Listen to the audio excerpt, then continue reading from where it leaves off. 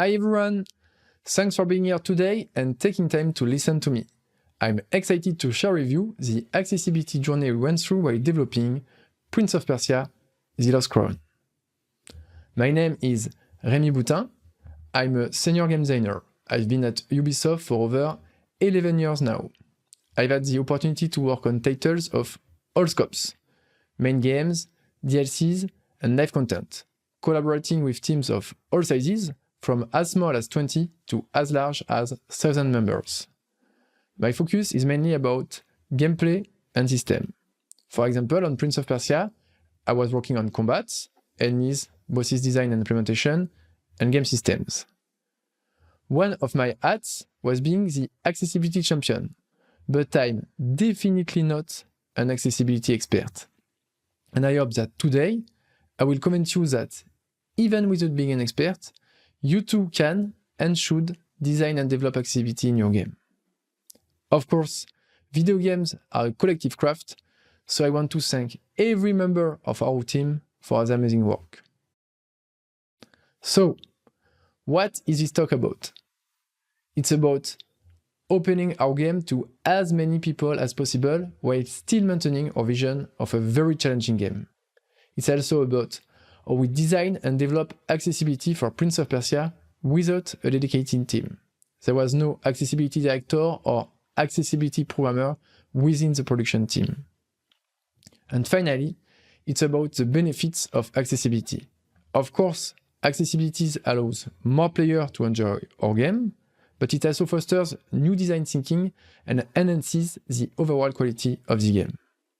But first, if you're not familiar with it, let me briefly introduce the Prince of Persia series. The first game was developed by one man, Jordan Mechner, and released in 1989 on Apple II.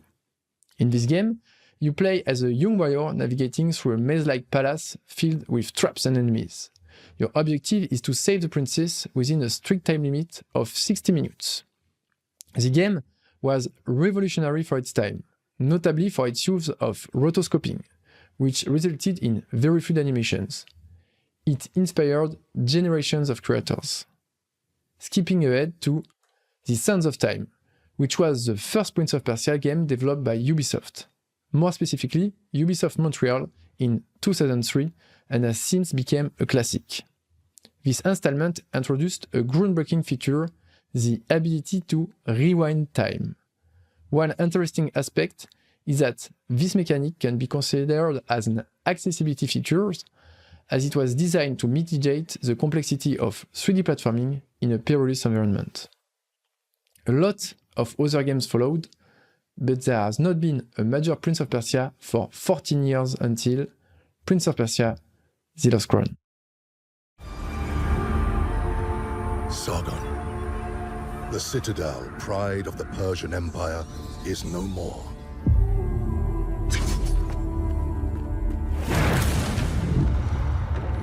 I heard about the wretched, inconceivable that lurks in the shadows. Souls are lost in the sacred archives, forever prisoners of time. No one knows what became of the Hyrcanian forest. The Chidra and vile creatures fester beneath the canopy. Brave the raging sea and the chaos in its waves. We must break the curse that plagues our kingdom.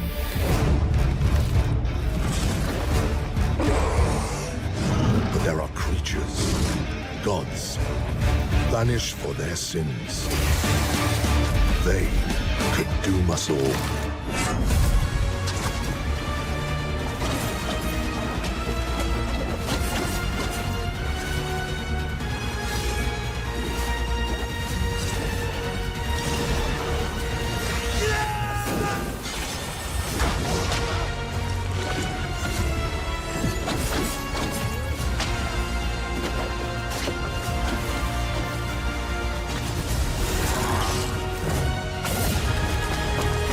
Even in the darkest hour, do not lose hope.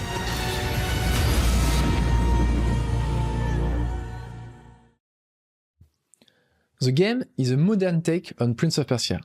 We retain the amazing animation, but aim for increased responsiveness by transitioning from animation-based to input-based gameplay. Additionally, we push the combat system to provide simple controls while offering a lot of player expression. Overall, we stayed true to the series identity: deadly traps, time powers, puzzles, and mythological monsters to defeat. One interesting revelation during the prototyping phase was that our gameplay naturally fits with Metroidvanias. Given that the team was already fans of this genre, it felt like an evidence. But maybe you don't know this genre, so I will very quickly explain what is a Metroidvania. This barbaric world is a fusion of two famous game series: Metroid, where you play a bounty hunter on a maze-like hostile planet, and Castlevania, where you play a vampire hunter in a maze-like castle. Those series lay down the foundation of this genre. These games are often action games with a lot of platforming where you explore an interconnected world. In this world, some paths are locked, and you need to acquire new abilities to unlock them and continue your exploration. So there is usually a strong focus on the map and exploration, and you can easily have the feeling of being lost. Because of these characteristics, Metroidvania aren't typically associated with accessibility. This game presents challenges such as cognitive load with complex maps and powers, a multitude of possible actions due to the player empowerment, and often a strong focus on difficult bosses. Because we aim to create a modern game, we believe that everyone should be able to play it. As passionate Metroidvania lovers, we saw it as a challenge to open up this genre to a wider audience. Consequently, the topic of accessibility became a focus for us very early in the project. But there was a lot of challenges. First, we were a smaller team than a typical Ubisoft production. Secondly, as we discussed, the Metroidvania has a lot of accessibility issues, and we had a vision for a highly challenging game. We needed to demonstrate that we could effectively integrate accessibility into this vision. We didn't have dedicated resources for accessibility. The only dedicated resource was myself when I wore the accessibility champion hat. While still working on my regular task in combat and system, I also took on the responsibility of championing accessibility. And finally, the topic of accessibility was entirely new to the team, even if we are lucky to have consultants to answer our questions and provide guidance. But to face this challenge, we had a plan. First, we had an idea to fix the cognitive load problem that comes with Metroidvanias. Secondly, we believed that by developing a lot of difficulty parameters and trusting the player, it would allow us to create a challenging game. And finally, we used our lack of dedicated resources as a strength. Everyone in the team would work, at least a bit, and from time to time, on accessibility. Let's see how this worked. To begin, let's dive into one of the core elements, if not the defining element, of the Metroidvania genre, but also its biggest problem, the concept of mental notes. In a Metroidvania, players encounter blocked paths or inaccessible treasures that require a specific tool or power to reach. For example, in this screen, the chest is too high for the hero ability at the beginning of the adventure. So I will need to come back later when I have a power to reach such height. And I need to remember this, along with all the other blocked paths or treasures I will encounter. This implies a major cognitive load. The further I explore, the more locations I have to remember. It can be really challenging. Some players, and it was common in the 90s, drew maps on paper and took notes. It can be an interesting experience, but it's also a lot of work. Recent games offer custom markers to add to the map, but it can quickly become a mess, and if the player takes a break, they can forget what they were trying to achieve. This cognitive load was a real accessibility issue for many players, and everyone on the team experienced it in one way or another. It was something we wanted to address since the very beginning of the project, with the idea to pin screenshots to the map. It was inspired by the photo mode you can find in some games, as well as our own experience of taking pictures of the map and the world with our smartphones to remember some location. This idea also aligned with the game's director's desire for the player to look more at the world than the map. We integrated it into the fantasy, calling it memory shards to ensure that everyone experiences it. When they see something that they want to remember, players just need to press a button. And a screenshot is attached to the map. They can see what the world looks like and what was the blocker just by hovering over it. The connection between the world and the map is finally visible. As soon as we properly tutorialized it, we saw everyone using it in playtest. One interesting technical constraint is that due to the save size and cloud cross-save, we had to limit the number of markers. This created two interesting effects. It forced the player to clean their map to regain markers, keeping it clear, easy to read, and it allows us to give some of this memory shards token in chest as reward to remind players of the features at key exploration moments. The feature was well received as soon as we organized previews. It seemed so natural that a lot of players wondered if no other game had done it before, and it's something we asked ourselves during the design too. It took a lot of iteration and playtesting to make it feel so natural, but it was worth it. And it proves that thinking about accessibility allows us to create innovative features that benefit everyone. Let's switch to a topic not linked directly to the Metroidvania, but to our vision of a challenging game and our fight system. Difficulty.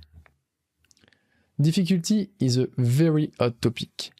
Even within our team, we had tons of debates because we aimed to create a very challenging game. Ultimately, accessibility was a strength for us. Because we provided players with transparent communication on our difficulty elements and the ability to tweak every parameters to fit the challenge that fits them, we knew we could propose challenging preset difficulty levels. For us, it's like a chef cooking a delicious but spicy meal. People like to eat as spicy as they can handle, and it's relative to everyone. If the chef offers only one spice level, he will have to lower it to please most people. But if he allows people to choose their spice level, he can propose his standard version, very spicy for the clients who like that, and those who prefer a lower spice level can still experience his cooking. So, because of these parameters, we are able to offer a much more challenging game than if we didn't have them. As I said, we choose to offer the maximum of atomic parameter to the player, as everyone is different. For some, less enemy damage allows them to more clearly read enemies' patterns and establish a strategy to beat them. For others, the parry timing was too demanding. We also let players have a more hardcore experience if they wish to. Something we didn't ship was an invincible mode for people who can't beat a boss but still want to experience the rest of the story. Overall, our parameters allow players to nearly create this invincible mode to pass a boss by lowering every difficulty parameter to the minimum. It's always blurry for the player when a game offers difficulty without explaining what changes. It's hard to know what will fit you, especially when you haven't even started playing the game.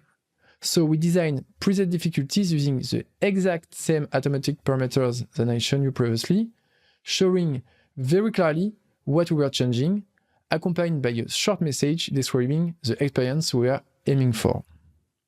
In the end, it was a success, as our game was praised for its challenge and its accessibility.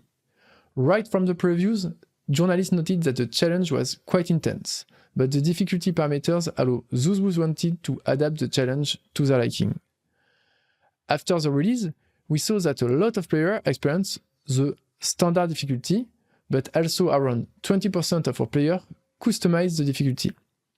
It was also a lot of fun as developers to watch streamers challenging themselves in the hardest difficulty, Immortal, as well as seeing more casual players discovering the genre thanks to our accessibility options. So, we talked about the memory shards, the difficulty parameters, but how did we develop that and all the other accessibility options without a dedicated team? By embarking everyone in the accessibility journey, and that's what I will describe right now. First, we are lucky to acknowledge our accessibility challenge at the beginning of the project. It would have been impossible resource-wise to fix it only at the end. Fixing accessibility requires tons of work, and even with the resource available, I would advocate against it because you would have no time to iterate and no time to playtest your solutions. Also, designing without accessibility in mind means you have huge things to change. Even with early consideration, we still encountered some oversight that we had to address at the end and that we are still addressing in title updates. Because we didn't have proper resources, everyone was actually working on accessibility, but in small doses. Because developers already had a lot of work to do on their respective tasks, we could only dispatch 1 or 2 accessibility tasks to them for each sprint. So we had to break our features in micro-tasks to assign them and be sure that accessibility features will be developed during the production. For example, a programmer would have an atomic difficulty parameters to develop in a sprint, but would only integrate it with pictures and localization in the option in another sprint. And so, because we did that job, we had a list of our accessibility features 3 years before the release. Another benefit is that because we planned early, we had some features in place before alpha and were able to playtest them very soon. For example, it was not planned, but when we revealed the game at Ubisoft Forward, the build of our demo had already some accessibility features. When we met low vision players at the event, we took the opportunity to show them the high contrast mode and gather their feedback.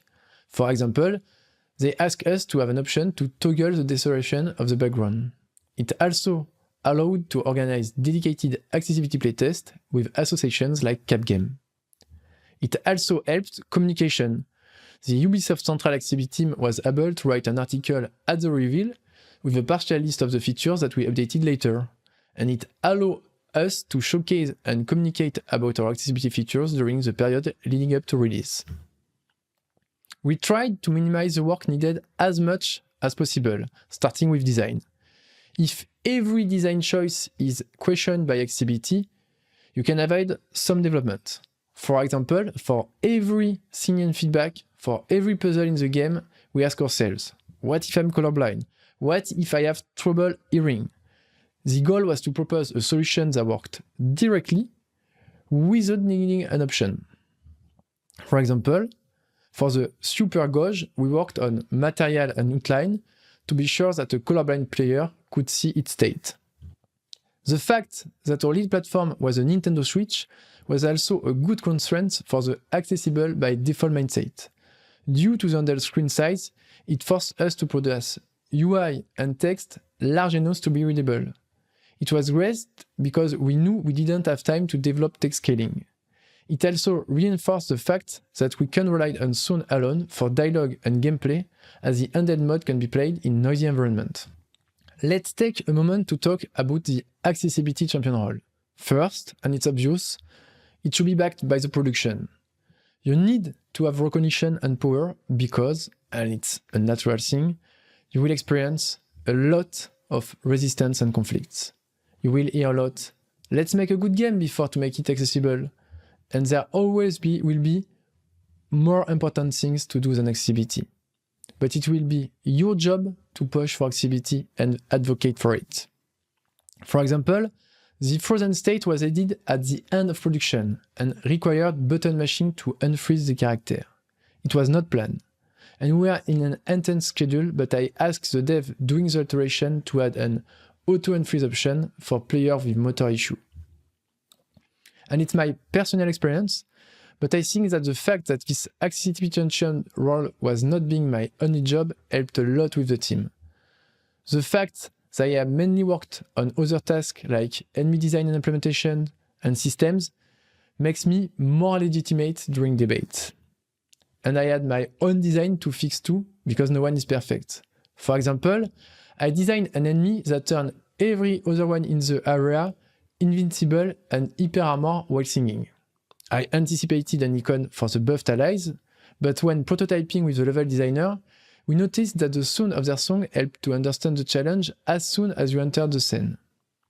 This info was only available for players hearing this feedback, so I had to design and order a screen-based visual effect to make sure the feature was accessible. So I just wanted to be sure that you understand that accessibility championing is not all sunshine and rainbows. There will be frictions, there will be conflicts, and you need legitimacy and power to advocate for accessibility. But ultimately, the team always understood and even pushed for accessibility.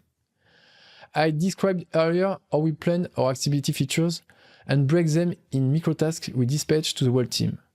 But another thing we did was to evangelize accessibility among the team. We talked about colorblind, low vision, motor or cognitive disabilities. And one thing that happened was that developer became responsible for the accessibility of their feature.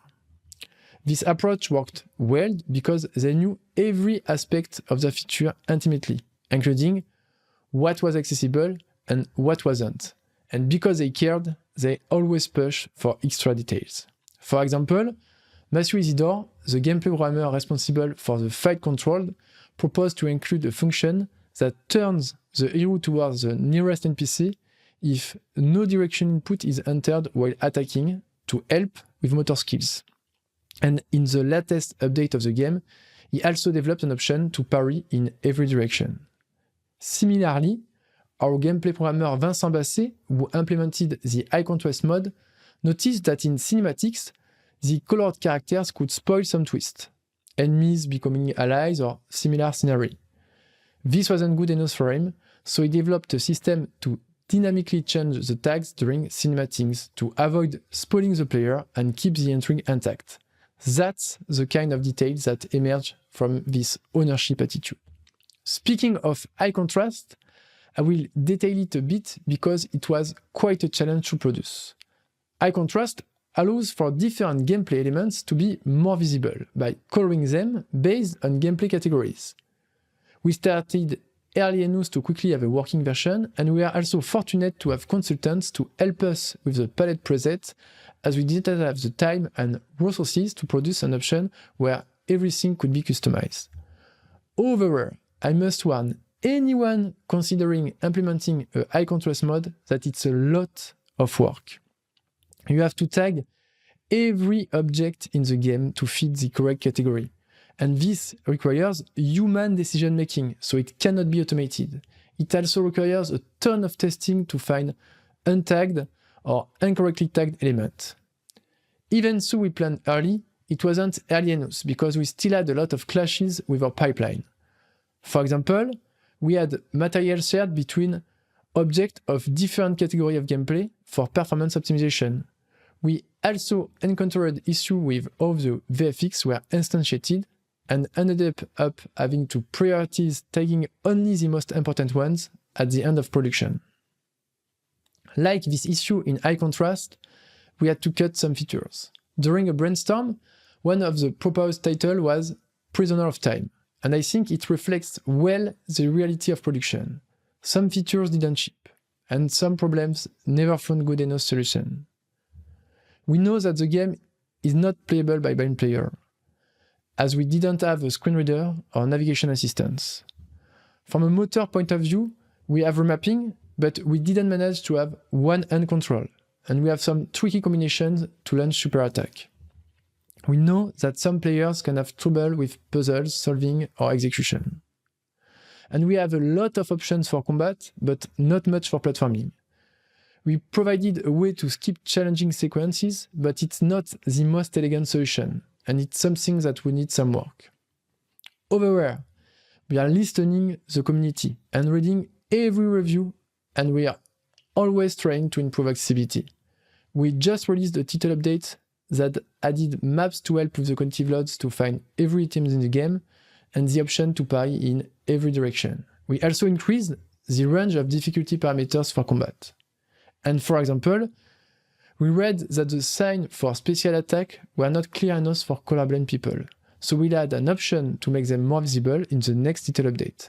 There is always room for improvement, even if we are happy with what we achieved for the release.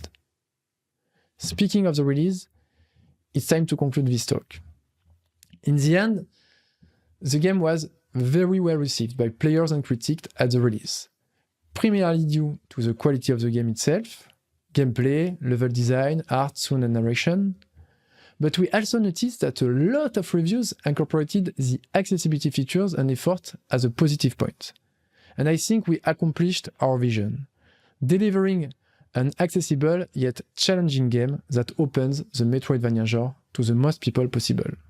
To conclude, for anyone currently working on a game and considering accessibility, don't neglect that aspect, as it will open your game to more people and increase its quality. You don't need to be an expert. You might find idea or concept you would not have considered otherwise. Providing atomic difficulty parameters also means that you can opt for a more challenging standard experience if you wish to. To accomplish that, try to design with accessibility in mind by default. Evangelize everyone in the team. Once they understand, they will push for the accessibility of their features because every developer cares. And finally, because it will save you a ton of issues and work, think about accessibility and plan accordingly as soon as possible. Thank you so much for your time. I hope it was interesting for you. I want to thank everyone from the Prince of Persia and Central Ubisoft Accessibility team again, and everyone who gave me feedbacks on this presentation. Thank you.